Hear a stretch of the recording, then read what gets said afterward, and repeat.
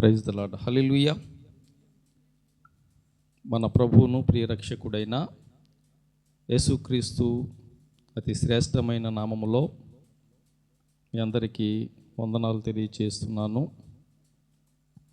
దేవుడు తన అపారమైన కృపచేత మనందరినీ కూడా మరి 2025వ సంవత్సరంలో సంవత్సరాది నుండి సంవత్సరాంతము వరకు కూడా మనలను ఆయన రెక్కల నీడలో భద్రపరిచి క్షేమాన్నిచ్చి కాపాడిన విధానాన్ని బట్టి నా హృదయమంతటితో ప్రభువును మరొకసారి స్తుతిస్తున్నాను.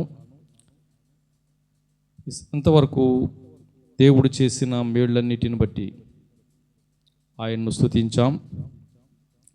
ఈ సమయంలో కొద్ది నిమిషాలు దేవుని వాక్యాన్ని మనము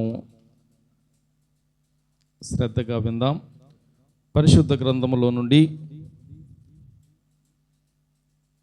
ఆదికాండము 12వ అధ్యాయము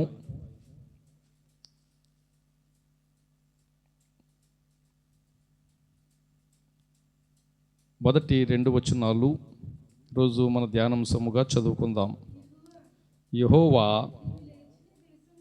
నీవు లేచి నీ దేశము నుండి నీ బంధువుల యొద్ద నుండి నీ తండ్రి ఇంటి నుండి బయలుదేరి నేను నీకు చూపించు దేశమునకు వెళ్ళుము. నిన్ను గొప్ప జనముగా చేసి నిన్ను ఆశీర్వదించి నీ నామమును గొప్ప చేయుదును. నీవు ఆశీర్వాదముగా ఉందువు. దేవుడు తన పరిశుద్ధ వాక్యమును మనందరి వినికిడిలో దీవించునుగాక. ఆమేన్. పరిశుద్ధుడైన మా తండ్రి, ప్రేమ కలిగిన ప్రభువా, మీకు వందనాలు స్తోత్రాలు చెల్లిస్తూ ఉన్నాం. ప్రభువా, ఇంతవరకు మీ యొక్క కృపచేత ఈ యొక్క సంవత్సరాంతపు కూడికలో మీరు తోడుగా ఉండి పాటల ద్వారా మీరు మహిమ తెచ్చుకున్నారు. ఆరాధనలో మీ నామాన్ని గణపరుచుకున్న విధానాన్ని బట్టి మీకు వందనాలు. తిరిగి ఈ సమయంలో నీ మాటలు వినాలని ఆశతో ఎదురు చూస్తున్నటువంటి నీ బిడ్డలను మీరు జ్ఞాపకం చేసుకునండి. ప్రభువా, నిలబడినది నేను కానీ నన్ను మీ సిలువ చాటున మరుగుపరుచుకుని నా నోటి నుంచి మీ మాటలు వినిపించి ఆ మాటల ద్వారా మా అందరి ఆధ్యాత్మిక జీవితాలు సరిచేసుకోవడానికి తగిన సహాయము దయచేయండి. ప్రభువా, గడిచిన దినాల్లో మేము ఏ విధముగా జీవించినప్పటికీ నూతన సంవత్సరమును ఎదుర్కోబోతుండగా ఒక ప్రత్యేకమైన విధానములో మా జీవితాలు సరిచేసుకుని నూతన హృదయముతో, నూతన మనసుతో, నూతన తలంపులతో నూతన సంవత్సరాన్ని ఎదుర్కోవడానికి తగిన సహాయము దయచేయండి. అందుకు నా ప్రభువా, నీ వాక్యము చేత మమ్మలను దర్శించి నీ వాక్యము చేత మమ్మలను సరిచేయుమని ప్రభువా, వాక్యమును వితుచుండగా అపవాది ఎత్తుకొని పోకుండా అపవాదిని వాడి క్రియలను లయపరచండి. నీ పరిశుద్ధాత్మ సన్నిధి సహవాసము మాకు తోడుగా ఉంచి మా అందరితో మాట్లాడుమని యేసు నామములో అడిగి వేడుకొనుచున్నాము తండ్రి. ఆమేన్. ప్రభునందు ప్రియమైనటువంటి దేవుని బిడ్డలారా, చదవబడిన వాక్య భాగమును మనము జాగ్రత్తగా పరిశీలన చేసినట్లయితే దేవుడైన యెహోవా అబ్రహాము గారితో చెబుతున్నటువంటి మాట ఇది: నిన్ను గొప్ప జనముగా చేసి నిన్ను ఆశీర్వదించి నీ నామమును గొప్ప చేయుదును. నీవు ఆశీర్వాదముగా నుందువు. ప్రియులారా, ఇక్కడ అబ్రహామును అనేక విధాలుగా ఆశీర్వదిస్తానని చెప్తున్నట్లు కనబడుతూ ఉంది. నిన్ను గొప్ప జనముగా చేస్తానంటున్నాడు, నీ నామము గొప్ప చేస్తానంటున్నాడు. అంటే గొప్ప పేరు సంపాదించుకుంటావు, గొప్ప పేరు చేత పిలవబడతావు. అంత మాత్రమే కాకుండా నీవు ఆశీర్వాదముగా ఉందువు. అయితే అటువంటి శ్రేష్టమైన గొప్ప ఆశీర్వాదము పొందుకోవాలంటే జాగ్రత్తగా వినండి ప్రియులారా. దేవుడు ఆ వాగ్దానానికి లేక ఆ మాటకు ఆశీర్వాదిస్తాను అని చెప్పడానికి ముందు ఒక మాట చెప్తున్నాడు. నీవు లేచి నీ దేశము నుండి, నీ బంధువుల యొద్ద నుండి, నీ తండ్రి ఇంటి నుండి బయలుదేరి నేను నీకు చూపించు దేశమునకు వెళ్ళుము. అంటే మన జాగ్రత్తగా పరిశీలించినట్లయితే నీ దేశాన్ని విడిచిపెట్టు, నీ బంధువులను విడిచిపెట్టు, నీ తండ్రి ఇంటి వారందరినీ కూడా విడిచిపెట్టి నేను చూపించే దేశానికి వెళ్ళు. ప్రియులారా, ఈ మాట మనము ఈ రాత్రి చాలా జాగ్రత్తగా పరిశీలనగా ఆలోచన చేయాలా. ఇక్కడ అబ్రహాము గారు ఆశీర్వాదము పొందుకోవాలంటే దేవుడు చెప్పినట్లుగా చేయాలా. దేవుడు ఏం చెప్తున్నాడు? నీ దేశాన్ని విడిచిపెట్టమంటున్నాడు, నీ బంధువులను విడిచిపెట్టమంటున్నాడు, నీ తండ్రి ఇంటి నుండి విడిచిపెట్టి నేను చూపించే దేశానికి వెళ్ళు. అప్పుడు నిన్ను గొప్ప జనముగా చేసి నిన్ను ఆశీర్వదించి నీ నామమును గొప్ప చేయుదును, నీవు ఆశీర్వాదముగా ఉందువు అని గొప్ప మంచి ఆశీర్వాద వచనము చెబుతున్నాడు. ఈ యొక్క పాత సంవత్సరమును విడిచిపెట్టి నూతన సంవత్సరములో అడుగు పెట్టవలసినటువంటి మనము ఈ యొక్క వచన భాగాన్ని జాగ్రత్తగా ఆలోచన చేయాలా. అబ్రహాము వలె మనము గొప్ప జనముగా ఆశీర్వదించబడాలన్నా, మన నామము గొప్ప చేయబడి గొప్ప ఆశీర్వాదాన్ని పొందుకోవాలన్నా, మనము ఆశీర్వదించబడమే కాకుండా అనేకులకు ఆశీర్వాదకరముగా జీవించాలన్నా మనం చేయాల్సిన పని ఏంటంటే దేవుడు విడిచిపెట్టమన్నది విడిచిపెట్టేవారుగా ఉండాలి. అబ్రహాము జీవితంలో బైబిల్ గ్రంథంలోనే ఒక ప్రాముఖ్యమైనటువంటి వ్యక్తిగా ఆయనను మనం పిలుస్తాం. విశ్వాసులందరికీ కూడా తండ్రి అని గొప్ప పేరు. ఎంత గొప్ప పేరండి! విశ్వాసులందరూ ఈరోజు ప్రపంచ దేశాల్లో ఎందరైతే విశ్వాసులు ఉన్నారో వారందరికీ కూడా తండ్రి ఎవరంటే అబ్రహాము. విశ్వాసులకు తండ్రి అని పిలువబడ్డాడు. అంత గొప్ప పేరు పొందుకోవడానికి, అంత గొప్ప ఆశీర్వాదాన్ని పొందుకోవడానికి గల కారణం ఏంటంటే నీవు నీ దేశాన్ని విడిచిపెట్టు, నీ బంధువులను విడిచిపెట్టు, నీ తండ్రి వారిని విడిచిపెట్టి వెళ్ళుము, నేను చూపించే దేశానికి వెళ్ళని ఎప్పుడైతే ప్రభువు చెప్పాడో వెంటనే అబ్రహాము గారు నేను ఎందుకు వెళ్ళాలా, వెళితే నాకు కలిగే మేలేంటి, నేను వెళితే ఎక్కడుండాలి, నాకు ఏం సదుపాయాలు ఇస్తావు అని ఏమీ తిరుగుమాట మారు మాట మాట్లాడకుండా వెంటనే విధేయతతో దేవుడు చెప్పిన విధముగానే సమస్తమును విడిచి వెళ్ళిపోయాడు. ప్రియులారా, మనం జాగ్రత్తగా పరిశీలన చేస్తే గనక ఆ అబ్రహాము గారు విడిచి వెళ్ళినటువంటి ఆ పట్టణం ఏంటంటే కల్దీయుల దేశంలో ఊరు అనే పట్టణం. అది ఆ ఊరు అనే పట్టణము నుండి ఒక పెద్ద పట్టణం, అది బబులోను దేశంలో ఉంటుంది. అది ఆ బబులోను దేశంలో ఊరు అనే ఆ పట్టణములో ఉన్నటువంటి తనను ఎందుకు వెళ్ళిపోమన్నాడు దానిని విడిచి అని మనం ఆలోచన చేస్తే ఆ యొక్క పట్టణము చాలా భయంకరమైన విగ్రహారాధనతో నిండినటువంటి పట్టణము. ఆ పట్టణస్థులు చంద్రదేవతా విగ్రహారాధికులు. యెహోషువ గ్రంథంలో ఆ మాట కనబడుతుంది. 24 అధ్యాయం 2వ వచనములో చదవముసలిద్దమ్మా. అయితే వారు కలిగినటువంటి ఆ స్థితిని బట్టి ఆ పట్టణస్థులు శాపము పొందుకోవలసినటువంటి వారుగా ఉన్నప్పుడు, మనం చాలాసార్లు విన్నాం, ప్రకటన గ్రంథములో 20వ అధ్యాయంలో 8వ వచనంలో కనపడుతుంది ఆ మాట. మనం అనేక సార్లు మనం విన్నాం ఆ మాటని. ప్రకటన గ్రంథము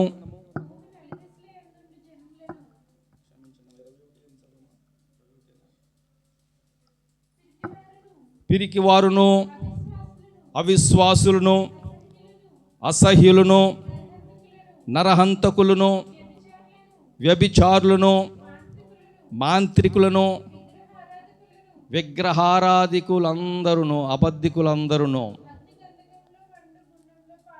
అంటే ఇక్కడ ఒక 8 లిస్ట్ కనపడుతుంది. ఇక్కడ ఆ లిస్టులో ఎవరున్నారంటే విగ్రహారాధికులు.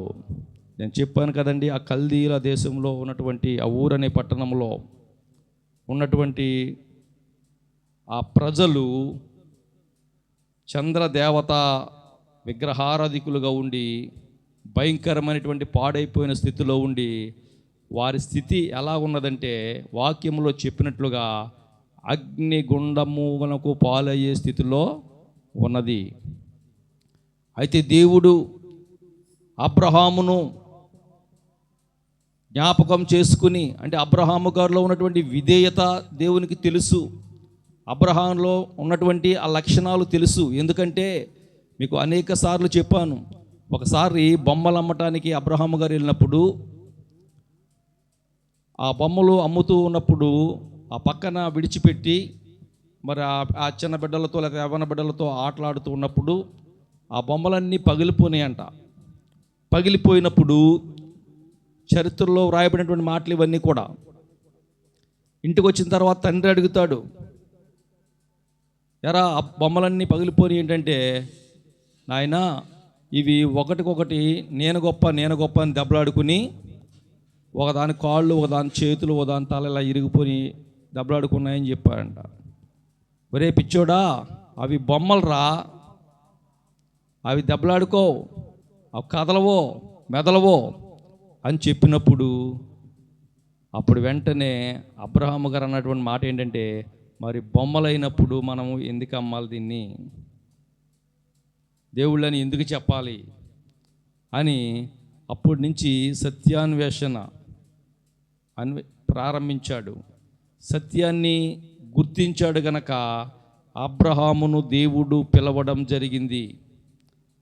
ప్రియులారా, పిలిచి ఆ భయంకరమైనటువంటి ఆ శాపములో నశించిపోకుండా, ఆ శాపములో మరణించకుండా, అగ్నిగంధకాల పాలు కాకుండా వాటి నుంచి తప్పించాలనే ఉద్దేశముతో నీవు ఆ దేశమును, నీ బంధువులను, నీ తండ్రి ఇంటిని విడిచిపెట్టి నేను చూపించే దేశానికి వచ్చేయి. అది ఎటువంటి దేశం అండి? అది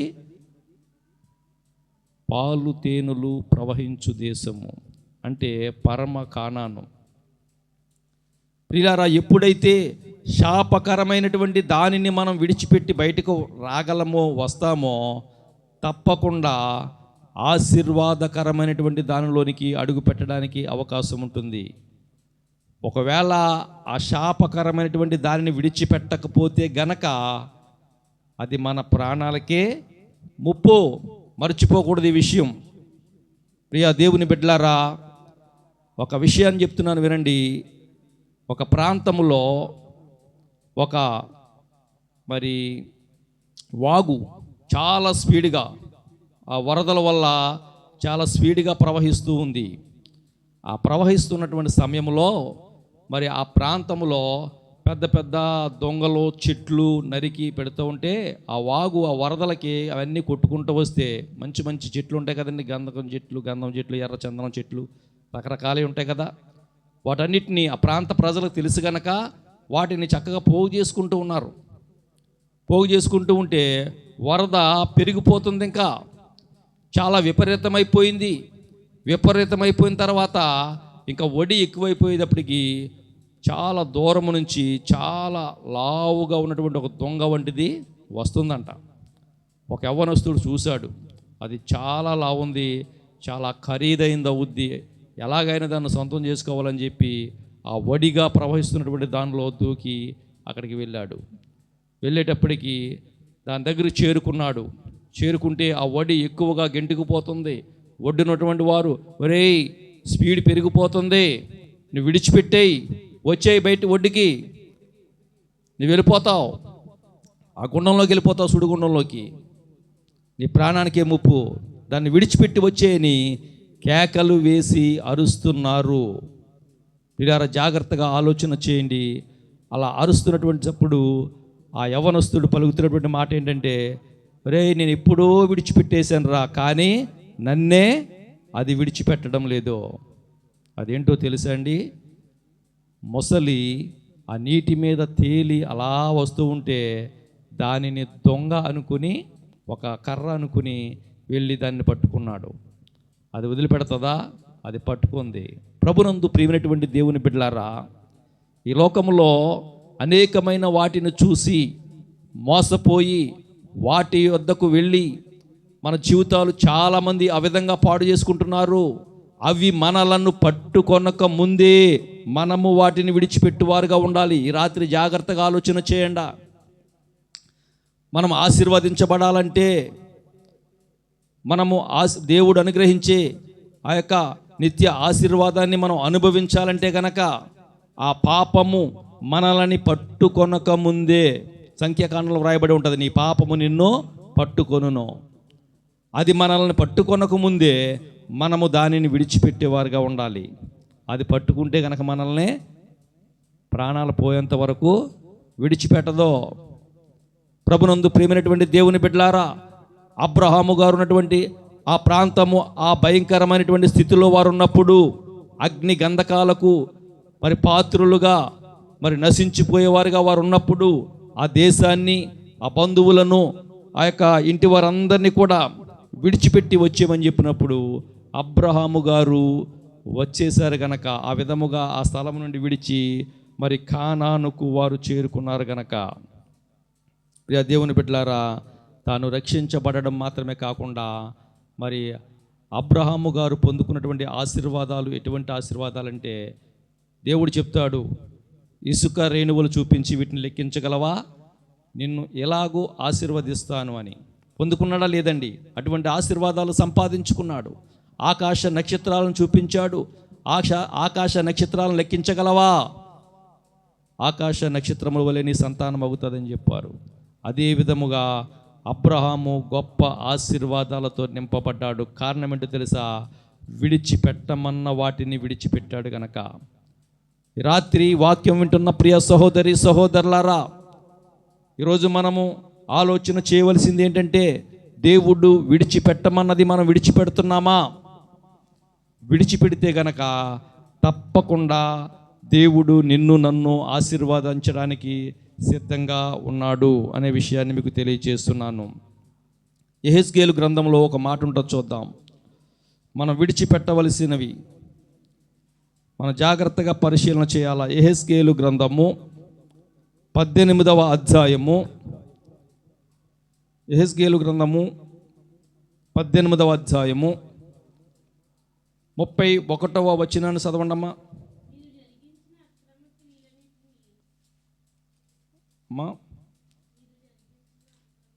మీరు జరిగించిన అక్రమ క్రియలన్నిటినీ విడిచి నూతన హృదయమును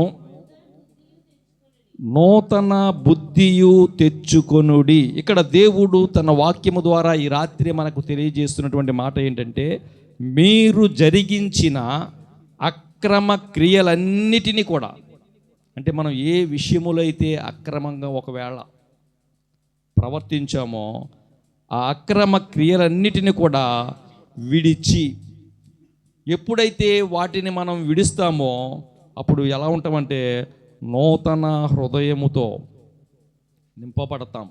అంతే కదండి. అక్రమం మనలోంచి వెళ్ళిపోతుంది. ఒకవేళ ఇంతవరకు కొంతమంది వ్యాపారస్తులు ఉంటారు, వారు అక్రమంగా సంపాదించేవారు ఉంటారు. కష్టపడి పనిచేసేవారు ఉంటారు. వారు ఆ పని విషయంలో చేయవలసినంత పని చేయకుండా అక్రమంగా డబ్బులు సంపాదించేవారు ఉంటారు. ఇలా ప్రతి విషయంలో కూడా ఒకవేళ ఈ 2025వ సంవత్సరములో ఏ విషయములోనైతే నీవు అక్రమముగా జీవించావో, వీటిలో మాత్రమే కాదండి, కొంతమంది అక్రమ సంబంధాలు కూడా పెట్టుకునేవారు ఉంటారు. ఈ విధంగా ప్రతి విషయంలో కూడా అక్రమముగా ఎక్కడైతే ప్రవర్తించామో, దేవుడు ఈ రాత్రి మనకు చెబుతున్నటువంటి మాట ఏంటంటే, నీ అక్రమ క్రియలన్నిటినీ విడిచి, ఎప్పుడైతే వాటిని మనం విడిచిపెడతామో అప్పుడు మనం ఏం పొందుకుంటామంటే నూతన హృదయమును, నూతన బుద్ధియు తెచ్చుకుంటామన్నమాట. జాగ్రత్తగా ఆలోచన చేయండి పిల్లారా. నూతన హృదయం మనకు ఉండాలి. ఎందుకంటే మన హృదయము ఎటువంటిదండి? పాడైపోయింది, ఘోరమైనటువంటి వ్యాధి కలిగినది, అది చాలా మోసకరమైనటువంటిది, చాలా పాపముతో నిండినటువంటిది. అటువంటి హృదయము కలిగి ఉన్నటువంటి మనము ఆ హృదయము నూతనముగా మార్చబడాలి అంటే గనక ఈరోజు మనం చేయవలసింది ఏంటంటే, మనం ఏ విషయములో అయితే అక్రమముగా ప్రవర్తించామో, అక్రమ క్రియలు జరిగించామో, మనం చేసే పని విషయంలో కానివ్వండి, మనం మాట్లాడిన మాటల విషయంలో కూడా అక్రమంగా మాట్లాడతారు కొంతమంది. న్యాయం మాట్లాడరో, అక్రమంగా మాట్లాడతారు. ఆ మాటల విషయంలో కానివ్వండి, ఏ విషయంలో నీవు అక్రమముగా ప్రవర్తించావో ఆ అక్రమ క్రియలన్నిటిని కూడా విడిచిపెడితే గనక దేవుడు ఈ రాత్రి నీకు నూతన హృదయమును ఇస్తానంటున్నాడు. అంటే నీలో ఉన్న పాప హృదయం తొలగిపోతుంది, ఆ పాడైపోయిన హృదయం తొలగిపోతుంది, ఆ చెడిపోయిన హృదయం తొలగిపోతుంది, ఆ మోసకరమైనటువంటి హృదయం తొలగిపోతుంది. అప్పుడు నూతన హృదయముగా ఉన్నప్పుడు ఆ హృదయంలో ఎవరుంటారండి? దేవుడు ఉండడానికి ఇష్టపడుతున్నాడు. ఆయన కోరుకునేది అదే. నీవిస్తున్న దేనిని ఆయన కోరుకోవడం లేదు కాదు, ఆయన నీ హృదయమును కోరుకుంటున్నాడు. అది చెడిపోయి ఉండకూడదు. ఏ విషయములో అయితే చెడిపోయిందో, ఏ అక్రమ క్రియలతో అయితే ఏ అక్రమ కార్యములతో అయితే చెడిపోయిందో వాటన్నిటినీ విడిచిపెట్టమని రాత్రి ఆజ్ఞాపిస్తూ ఉన్నాడు, తెలియచేస్తున్నాడు తన వాక్యము ద్వారా. వాటిని విడిచిపెడితే కనుక నూతన హృదయము మనకి కలుగుతుంది. అంత మాత్రమే కాకుండా నూతన బుద్ధి మనకి కలుగుతుంది. బుద్ధి సరిలేకపోతే చాలా జాగ్రత్త అండి. బుద్ధి సరిలేకపోతే కనుక చాలా భయంకరమైనటువంటి పర్యవసానం మనం పొందుకుంటాం. బుద్ధి మంచిదిగా ఉండాలి. మనకు తెలుసు 10 మంది బుద్ధి లేని కన్యకలు ఉన్నారు, 10 మంది బుద్ధి కలిగినటువంటి కన్యకలు ఉన్నారు. ఆ 10 మంది కూడా దేవుని ఎరిగినటువంటి వారే. తెలుసా విషయం మీకు? 10 మంది కూడా దేవుని ఎరిగినటువంటి వారే, 10 మంది ఆయన రాకడ కొరకు సిద్ధపడినటువంటి వారే. కానీ ఆ బుద్ధి లేనిటువంటి కన్యకులు ఆయన రాకడను గురించి సరైనటువంటి అవగాహన లేక, సరైనటువంటి సిద్ధపాటు లేక వారు ఏం చేశారంటే, వారు కావలసినవి సిద్ధపరచుకోవడం మానవేయటమే కాకుండా ఇంకా ఆయన వచ్చినప్పుడు లేద్దాంలా అని ఉనికారు. కానీ బుద్ధి కలిగినటువంటి వారు ఎలా ఉన్నారంటే, సిద్ధపాటు కలిగి సమస్తము కూడా సిద్ధపరుచుకుని మెలకువతో ఉన్నారు. ప్రభువు రానే వచ్చాడు. వచ్చినప్పుడు ఈ బుద్ధి కలిగినటువంటి కన్యకులు ఆయనతో ఎత్తబడుతున్నారు. ఈ బుద్ధి లేని వారి యొక్క కన్యకుల యొక్క దీపాలు ఏమైపోతున్నాయి? ఆరిపోతున్నాయి. కొంచెం నూనె ఏంటంటే అప్పుడు ఎక్కడ వేస్తారో. అంటే బుద్ధి కలిగినటువంటి వారు ఎలా ఉంటారంటే సిద్ధపాటు కలిగి ఉంటారు. బుద్ధి లేనటువంటి వారిలో సిద్ధపాటు ఉండదు, మెలకువ ఉండదు, జాగ్రత్త ఉండదు. ప్రియ దేవుని బిడ్డలారా, మనం ఏ స్థితిలో ఉన్నాం? బుద్ధి కలిగినటువంటి స్థితిలో ఉన్నామా? బుద్ధి లేని స్థితిలో ఉన్నామా? దేవుని రాకడ బహు సమీపముగా ఉన్నది. నేడో రేపో ఆయన రాకడ వస్తుంది. మనం బుద్ధి గలవారిగా సిద్ధపడిన వారిగా ఉంటే గనక తప్పకుండా ఆయన రాకడలో ఎత్తబడతాం. ఆ విధముగా ఒకవేళ ఎంతవరకు బుద్ధిహీనత కలిగి బుద్ధి లేని వారిగా ఉంటే గనక మనము నూతన బుద్ధి పొందుకోవాలంటే మన క్రియలన్నిటినీ, మన అక్రమ క్రియలన్నిటినీ విడిచిపెట్టేవారుగా ఉండాలి. అలా విడిచిపెట్టినప్పుడు నూతన హృదయము, నూతన బుద్ధి తెచ్చుకుంటామని దేవుని లేఖనం తెలియజేస్తుంది. వాక్యం వింటున్న ప్రియ సహోదరి సహోదరులారా, బుద్ధి చాలా ప్రాముఖ్యమైనది. తప్పిపోయిన కుమారుడు యొక్క సాదృశ్యం మనందరికీ తెలుసు. తప్పిపోయిన కుమారుడు లూకాసు వార్త 15వ అధ్యాయంలో కనబడుతుంది మనకి. ఆ యొక్క ఉపమానము ప్రభువైన యేసుక్రీస్తు వారు చెప్పినటువంటిది. లూకాసు వార్త 15వ అధ్యాయము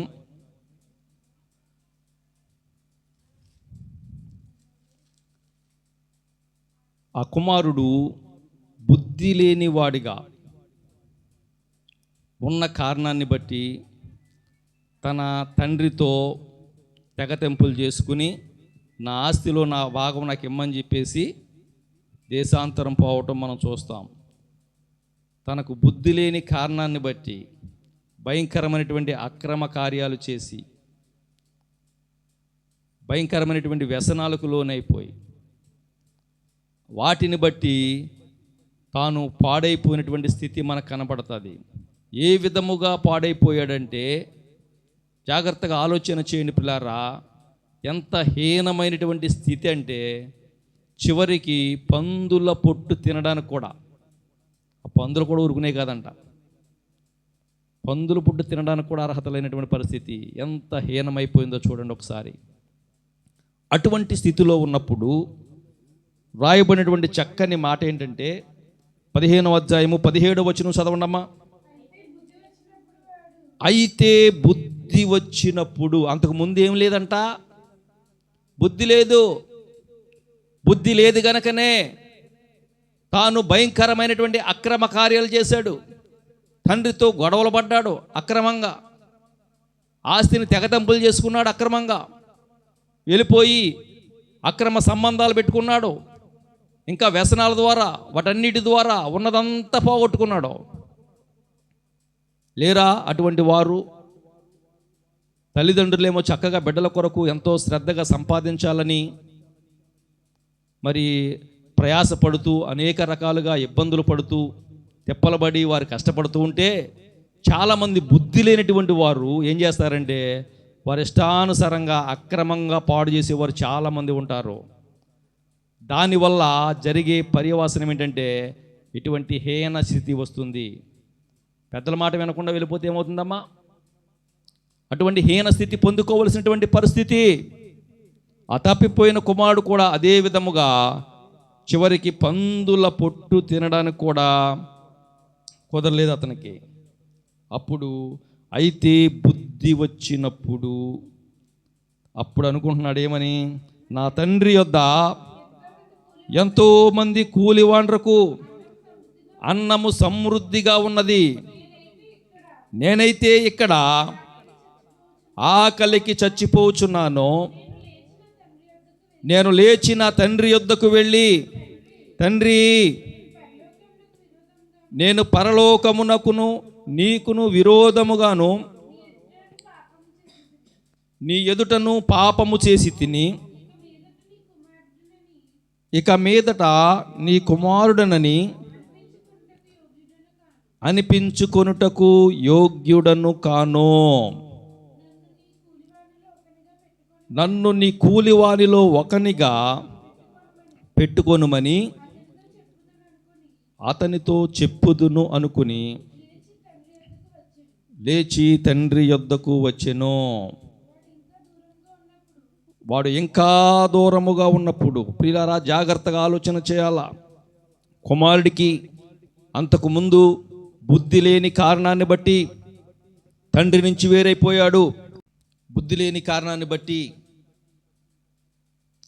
తండ్రితో తెగతెంపులు చేసుకుని ఆస్తినంతా పట్టుకుని పోయి, తాను భయంకరముగా తన అక్రమ కార్యాలను బట్టి, వ్యసనాలను బట్టి ఉన్నదంతా పాడు చేసుకున్నాడు. అన్నీ అయిపోయిన తర్వాత తినడానికి ఏమీ లేని టైంలో చివరికి పందులు పొట్టుతో కూడా కడుపు నింపుకుందామని ఆశపడ్డాడు, కానీ వానికి అది కూడా దొరకలేదంట. అప్పుడు బుద్ధి వచ్చింది. బుద్ధి వచ్చినప్పుడు ఆలోచన ఎలా ఉన్నదంటే, నా తండ్రి వద్ద ఎంతోమంది కూలివాండ్రకు సమృద్ధి అయినటువంటి ఆహారం ఉంది, ఇక్కడ నేనేమో ఆకలితో చచ్చిపోచున్నాను. నా తండ్రి వద్దకు వెళ్ళి, తండ్రి, నేను పరలోకమునకు విరోధముగాను నీ ఎదుట పాపము చేసి తిని నీ కుమారుని అనిపించుకోవటకు యోగ్యుడును కాను, నన్ను నీ కూలివానిలో ఒకరిగా పెట్టుకోనమని చెప్పుదామనుకున్నాడంట. అనుకుని ఆ లేచి తండ్రి యొద్దకు వచ్చాడు. జాగ్రత్తగా వినండి పిల్లారా, వాడింకా దూరమున ఉన్నప్పుడు తండ్రి వానిని చూచి కనికరపడి పరిగెత్తి వాని మెడ మీద పడి ముద్దు పెట్టుకొనెను. వాక్యం వింటున్న ప్రియ సహోదరి సహోదరులారా, తండ్రి ప్రేమ ఎంత గొప్పదో తెలియచేయటానికే యేసుప్రభు వారి యొక్క ఉపమాన భావాన్ని చెప్పారు. సేమ్ ఆ తప్పిపోయిన కుమారుని స్థితిలోనే మనం ఉన్నాం. దేవుడు నిన్ను నన్ను ఒక ప్రత్యేకమైన విధానంలో సృజించుకుని, దేనికి లేనటువంటి భాగ్యాన్ని నీకు నాకు ఇచ్చి, దేనికి లేనటువంటి యోగ్యతను, ఒక ఉన్నతమైన స్థానాన్ని నీకు నాకు ఇచ్చి తన రూపంలో చేసుకుని సమస్త ఈ భూమిని అంతటిని ఏలేవారుగా ఉండాలని, అభివృద్ధి పొందేవారుగా ఉండాలని దేవుడు ఆశిస్తే, ఆ దేవుని మాట వినకుండా దేవునికి దూరమైపోయి ఇష్టానుసారంగా జీవించిన కారణాన్ని బట్టి మనిషి పాడైపోయాడు. ఆ పాడైపోయినటువంటి స్థితిలో ఉన్నటువంటి వాడు చివరికి తాను కలిగి ఉన్నటువంటి ఆ చెడును విడిచి పెడితే అప్పుడు ఏమొస్తుందమ్మా? బుద్ధి వస్తుంది. అప్పుడు ఆ బుద్ధి వచ్చినప్పుడు మరలా మనం తండ్రి దగ్గరికి రాగలిగితే గనక తండ్రి ఏ విధంగా చేర్చుకుంటాడో దేవుని ప్రేమను గూర్చి తెలియజేయడానికే ఈ యొక్క ఉపమానాన్ని చెప్పాడు. తండ్రి వెంటనే వాడు ఇంకా దూరం ఉన్నప్పుడే వానిని చూచి కనికరపడి పరిగెత్తి వాని మెడ మీద పని ముద్దు పెట్టుకొనెను. ప్రభునందు ప్రియమైనటువంటి దేవుని బిడ్డలారా, మనము గనక విడిచిపెట్టవలసిన దానిని విడిచిపెట్టి మనం బుద్ధి తెచ్చుకుంటే గనక ఆ బుద్ధి వచ్చినప్పుడు జరిగేది ఏంటంటే దేవుని ప్రేమను మనం పొందుకోగలుగుతాం, దేవుని ఆశీర్వాదాలను మనం అనుభవించగలుగుతాం. అందుకనే దేవుని వాక్యములో చాలా స్పష్టంగా వ్రాయబడి ఉంది, నీ అక్రమ క్రియలన్నిటినీ విడిచిపెట్టిరండి, నూతన హృదయమును నూతన బుద్ధియు మీరు తెచ్చుకోండి అని దేవుని వాక్యం తెలియజేస్తుంది. ఆ నూతన హృదయం తెచ్చుకుంటే కనుక దేవుడు కోరుకునేది అదే. ఈ రాత్రి మనము ఒకవేళ ఎటువంటి స్థితిలో ఉన్నా, ఈ 2025 సంవత్సరంలో ఎటువంటి జీవితాన్ని జీవించినా సరే, ఆ పాత జీవితాన్ని, ఆ రోత జీవితాన్ని విడిచిపెట్టి గనక, ఆక్రమ జీవితాన్ని విడిచిపెట్టి గనక దేవుని యొద్దకు రాగలిగితే గనక మనకు నూతన హృదయాన్ని ఇస్తాడు, నూతన బుద్ధిని అనుగ్రహిస్తాడు అని దేవుని లేఖనాన్ని బట్టి మీకు తెలియజేస్తున్నాను. మరొక మాట చూడండి, రోమాపత్రికలో, రోమాపత్రిక 12వ అధ్యాయము 2వ వచనం. రోమాపత్రిక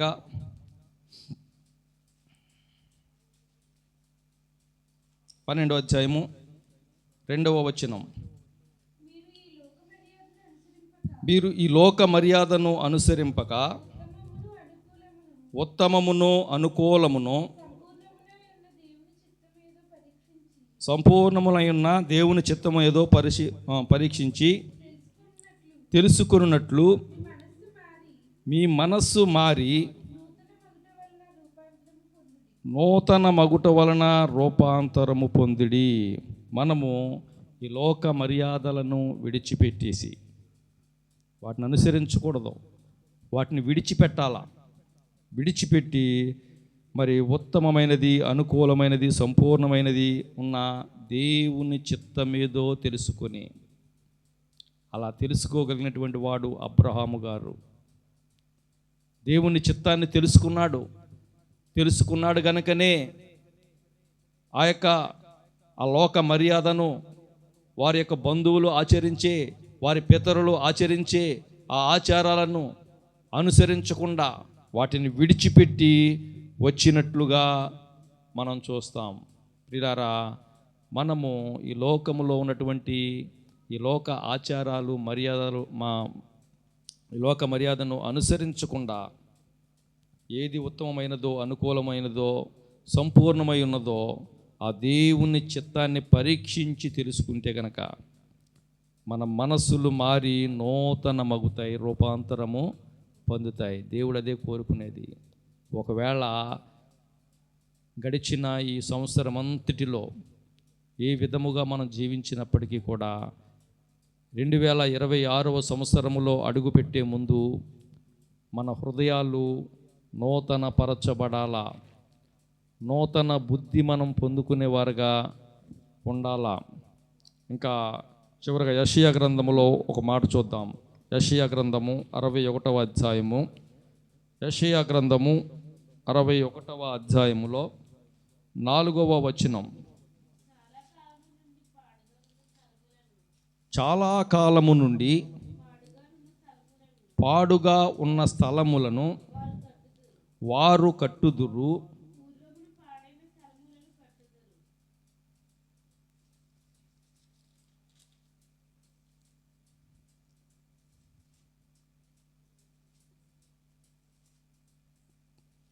పూర్వమున పాడైన స్థలమును కట్టుదురు, పాడైన పట్టణములను నూతనముగా స్థాపింతురు.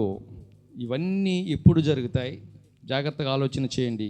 ఇక్కడ వ్రాయబడినటువంటి మాటలు, యెషయా ప్రవక్త వ్రాస్తున్నటువంటి మాటలు, చాలా కాలము నుండి పాడుగానున్న స్థలములను వారు కట్టుదురు, పూర్వమున పాడైన స్థలమును కట్టుదురు, పాడైన పట్టణములను నూతనముగా స్థాపింతురు, తరతరముల నుండి శిథిలమై ఉన్న పురములను బాగు చేయుదురు.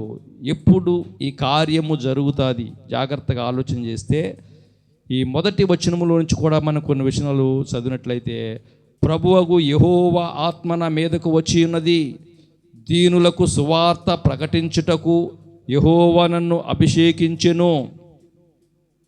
ఎవరికంట? దీనులకు సువార్త ప్రకటించటానికి. దేవుని ఆత్మ మన మీదికి వస్తే గనక దీనులకు సువార్త, అంటే దీనులంటే దేవుణ్ణి ఎరగనటువంటి వారు లెక్క, దీనస్థితి, అటువంటి వారికి సువార్త ప్రకటించుటకు యెహోవా నన్ను అభిషేకించెను. నలిగిన హృదయము గల వారిని దృఢపరచుటకును, చెరలోనున్న వారికి విడుదలను, బంధింపబడిన వారికి విముక్తిని ప్రకటించుటకును, యెహోవా హితవత్సరము మన దేవుని ప్రతిదండన దినమును ప్రకటించుటకును, దుఃఖాక్రాంతులందరినీ వాదాచుటకును, సియోనులో దుఃఖించు వారిని ఉల్లాస వస్త్రములు ధరింపచేయుటకును. ఈ కార్యాలన్నీ ఎప్పుడు జరుగుతాయంటే దేవుని ఆత్మ మన మీదకి వచ్చినప్పుడు. జాగ్రత్తగా పరిశీలన చేయండి పిల్లారా, విన్న వాక్యాన్ని బట్టి. దేవుని ఆత్మ మన మీదకి ఎప్పుడు వస్తుంది? ఆయన కోరుకునేది ఏంటి? ఆయన నూతన హృదయాన్ని, నూతన స్వభావాన్ని, నూతన బుద్ధిని కోరుకుంటున్నాడు. ఎప్పుడైతే మనం నూతన హృదయముగా మనము మార్చబడతామో,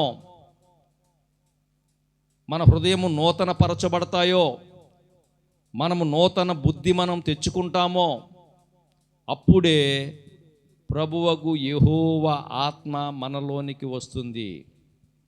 ఆ మనలోనికి వచ్చినప్పుడు జరిగే కార్యం ఏంటంటే, మరి దీనులకు సువార్త ప్రకటించువారుగా, ఇంకా నలిగిన హృదయము గల వారిని దృఢపరిచేవారుగా, ఇంకా చెరలోనున్న వారికి విడుదలను, బంధింపబడిన వారికి విముక్తిని ప్రకటించుటకు. దేవుని ఆత్మ ఎవరి మీదైతే ఉంటుందో వారు ఎడల, వారి ద్వారా జరిగే కార్యాలండి ఇవన్నీ కూడా. వారి ద్వారా సువార్త ప్రకటించబడుతుంది, నలిగిన వారి హృదయాలు దృఢపరచబడతాయి, ఇంకా చెరలో ఉన్నటువంటి వారిని విడుదల చేసేవారుగా వారు ఉంటారు. ఎందుకని? దేవుని ఆత్మ వారి మీద ఉంది కనుక. అంత మాత్రమే కాకుండా యెహోవా హితవత్సరమును మనము దేవుని ప్రతిదండన దినమును ప్రకటించుటకును, దుఃఖాక్రాంతులుగా ఉన్న వారిని వాదార్చుటకును, సియోనులో దుఃఖించు వారిని ఉల్లాస వస్త్రములు ధరింపచేయుటకును, బూడిదకు ప్రతిగా పూదండను, దుఃఖమునకు ప్రతిగా ఆనంద తైలమును, భారభరితమైన ఆత్మకు ప్రతిగా స్తుతి వస్త్రమును వారికి ఇచ్చుటకును, ఆయన నన్ను పంపియున్నాడు. ఎప్పుడైతే ఈ కార్యాలన్నీ జరుగుతాయో అప్పుడు ఇంకా కిందకు చూసినట్లయితే కనుక అప్పుడే చాలా కాలం నుండి పాడుగానున్న స్థలములను వారు కట్టుదురు. ఎందుకని? వారి మీద దేవుని ఆత్మ ఉన్నది కనుక. సువార్త ప్రకటిస్తారో, చెరలో ఉన్న వారికి విడుదలనిస్తారో, మరి హితవత్సరాన్ని అంటే నూతన సంవత్సరాన్ని ప్రకటించువారుగా ఉంటారు. ఈ విధముగా మరి వారు చేసి పూర్వమున పాడైన స్థలములను కట్టుదురు, పాడైన పట్టణములను నూతనముగా స్థాపింతురు. ఈ నూతన సంవత్సరములో జాగ్రత్తగా ఆలోచన చేయండి పిల్లారా. మొదటిగా మన మీదకి దేవుని ఆత్మ రావాలంటే మన హృదయాలు నూతన పరచబడాలా, మన బుద్ధి నూతన పరచబడాలా. అది ఎప్పుడు జరుగుతుంది? ఎప్పుడు నూతన పరచబడతాయి? చదువుకున్నాము కదండి, మనం జరిగిస్తున్నటువంటి అక్రమ క్రియలన్నిటినీ విడిచిపెట్టినప్పుడే. ఈ సంవత్సరంలో ఏదైతే మనం అక్రంగా జరిగించామో వాటన్నిటినీ విడిచిపెడితే గనక నూతన స్వభావములోనికి లేక నూతన హృదయమును మనం పొందుకుంటాం, నూతన బుద్ధిని మనం పొందుకుంటాం. ఆ నూతన బుద్ధి పొందుకున్నటువంటి మనలో దేవుని ఆత్మ ఉంటుంది. దేవుని ఆత్మ ఉన్నప్పుడు మరి ఆ గడిచే నూతన సంవత్సరంలో జరిగే కార్యాలు ఏంటంటే దీనిలోకి సువార్త ప్రకటిస్తాం, నలిగిన వారిని దృఢపరచటం, ఇంకా చెరలో ఉన్నటువంటి వారికి విడుదలనివ్వటం. అలా చెప్పుకుంటూ వెళ్తే చివరిలో పాడైనటువంటి పట్టణాలను నూతనముగా స్థాపించేవారిగా ఉంటాం. అంటే పాడైన పట్టణాలను నూతనంగా స్థాపించటం అంటే ఎంత గొప్ప విషయం అండి అది. ఆ కార్యం జరగాలంటే మొదట మనము నూతన పరచబడాలా, దేవుని ఆత్మ మన మీదకి రావాలా. అప్పుడే ఆ విధమైనటువంటి కార్యాలు మన ద్వారా జరిగిస్తానని యెషయా ప్రవక్త ద్వారా దేవుడు తెలియచేస్తున్నాడు. వాక్యం వింటున్న ప్రియ సహోదరి సహోదరులారా, రాత్రి మనం పరిశీలన చేసుకుందాం. మనం ఏ స్థితిలో ఉన్నామో, ఒకవేళ ఇంకా ఏది మనం విడవలేనటువంటి స్థితిలో ఉన్నాము, ఈరోజు విడిచిపెడితేనే ఆశీర్వాదం పొందుకోగలం. అబ్రహామును నిన్ను ఆశీర్వదించాలంటే, నిన్ను గొప్ప జనముగా చేయాలంటే నీవు నీ యొక్క దేశమును, నీ బంధువులను, నీ తండ్రి ఇంటిని విడిచిపెట్టి రమ్మని చెప్పినప్పుడు విడిచిపెట్టి వచ్చాడు గనక విస్తారమైనటువంటి ఆశీర్వాదాలు పొందుకున్నాడు. అటువంటి ఆశీర్వాదాలు మనము కూడా పొందుకోవాలంటే విడవవలసిన వాటిని కొన్నింటిని మనకు చూపించాడు దేవుడు. అక్రమ కార్యములను, అక్రమ క్రియలను మనం విడిచిపెడితే గనక నూతన హృదయాన్ని రాత్రి ఇస్తానంటున్నాడు, నూతన బుద్ధిని ఇస్తానంటున్నాడు. ఆ బుద్ధి మనం తెచ్చుకున్నప్పుడు తప్పకుండా మరలా తండ్రి ప్రేమను పొందుకునేవారుగా ఈ నూతన సంవత్సరంలో ఒకవేళ పాత సంవత్సరంలో దేవునికి దూరం అయిపోయి తప్పిపోయిన కుమారుడు వలె మన జీవితాలు పాడు చేసుకున్నామేమో, దేవునికి దూరం అయిపోయిన కారణాన్ని బట్టి హీనమైనటువంటి స్థితికి మనం వచ్చామేమో. మరలా ఆ బుద్ధి తెచ్చుకుంటే కనుక, తండ్రి యొద్దకు వస్తే కనుక తండ్రి చేర్చుకుని సంతోషముతో నిన్ను ముద్దు పెట్టుకోవడానికి నూతన సంవత్సరంలో ఆయన ఇష్టపడుతున్నాడు. సరి చేసుకుందామా? విడిచిపెడదామా?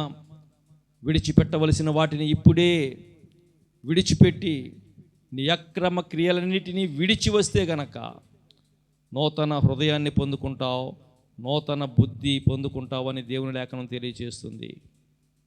ప్రార్థన చేసుకుందాం. అయ్యా, గడిచినటువంటి దినాల్లో, గడిచిన ఈ సంవత్సరం అంతటిలో ఫలాని విషయంలో నేను అక్రమంగా ప్రవర్తించాను, ఫలాని విషయంలో నీకు విరోధంగా ప్రవర్తించాను, ఫలాని విషయంలో నీకు దూరంగా ప్రవర్తించాను, దూరంగా ఉన్నాను, దయచేసి నన్ను నేను సరి చేసుకుంటున్నాను ప్రభువా అని మనం దేవుని సన్నిధిలో ఈ రాత్రికాల సమయంలో సరి చేసుకున్నట్లయితే కనుక తప్పకుండా దేవుని ఆశీర్వాదాలు పొందుకుంటాం. కొద్ది నిమిషాల్లోనే మనం నూతన సంవత్సరంలో అడుగు పెట్టబోతున్నాం. నూతన సంవత్సరంలో అడుగు పెట్టే ముందు నూతన హృదయముతో అడుగు పెట్టాలా. ఇదే ఈరోజు మన సందేశం. నూతన బుద్ధితో అడుగు పెట్టాలా. బుద్ధి తెచ్చుకోకుండా అడుగుపెడితే ప్రయోజనం ఉండదు. కుమారుడు బుద్ధి వచ్చినప్పుడే బుద్ధి తెచ్చుకుని తండ్రి వద్దకు వెళ్ళాడు గనక తండ్రి ప్రేమను పొందుకోగలిగాడు. మరలా ఆ సంతోషములో పాలు పంపులు పొందాడు. వాక్యం వింటున్న ప్రియ సహోదరి సహోదరులారా, నూతన సంవత్సరంలో అడుగు పెడుతున్నటువంటి మనము ఏ స్థితిలో ఉన్నామో, విడిచిపెట్టవలసిన దానిని విడిచిపెట్టువారుగా ఉన్నామా, లేక విడిచిపెట్టకుండా పాత స్వభావంలో మనం ఎంతవరకు ఉంటే కనుక ఇప్పుడే దేవుని మాటను బట్టి మనలో ఉన్న సమస్తాన్ని విడిచిపెడదాం. నూతన హృదయాన్ని మనం పొందుకుందాం. ప్రార్థన చేసుకుందాం. ప్రార్థన.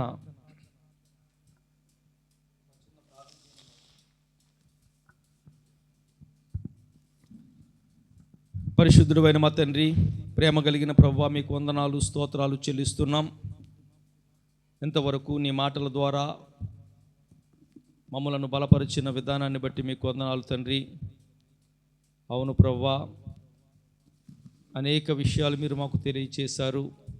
ఆనాడు అబ్రహాము గారు ఆశీర్వాదము పొందుకోవాలంటే, గొప్ప పేరు పొందుకోవాలంటే, అబ్రహాము గారి యొక్క నామము గొప్ప చేయబడాలంటే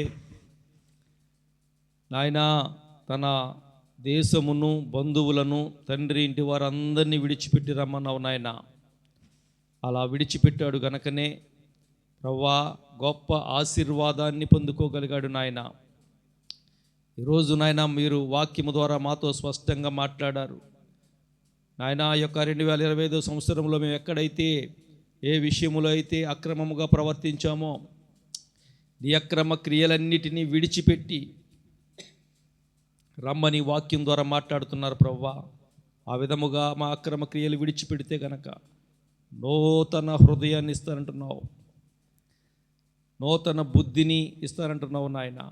వాటిని మేము సంపాదించుకుని నూతన సంవత్సరంలో అడుగుపెట్టి నీ ప్రేమను పొందుకునేవారుగా, నీ ఆశీర్వాదాలు సంపాదించుకునే వారికి ఉండడానికి తగిన సహాయం దయచేయండి ప్రభువా. ఈ సమయంలో నీ సన్నిధిలో ప్రార్థన చేస్తున్నాం నాయన.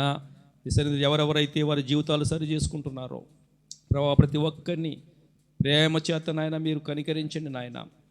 మీరు క్షమించండి ప్రభువా. బిడ్డల్ని కనికరించండి నాయన. ప్రతి ఒక్కరు నాయన సరి చేసుకుని వారి యొక్క పాత జీవితాలు విడిచిపెట్టి నూతన స్వభావంలోనికి వచ్చి నాయన నిన్ను కలిగి ఉండేవారుగా, నీ ఆశీర్వాదాలు సంపాదించుకునే వారు ఉండడానికి తగిన సహాయం దయచేయమని ఈ కొద్ది ప్రార్థనని సన్నిధికి చేర్చుకునమని యేసు నామములో అడిగి వేడుకొనుచున్నాం తండ్రి. ఆమేన్. అందరికీ వందనాలండి.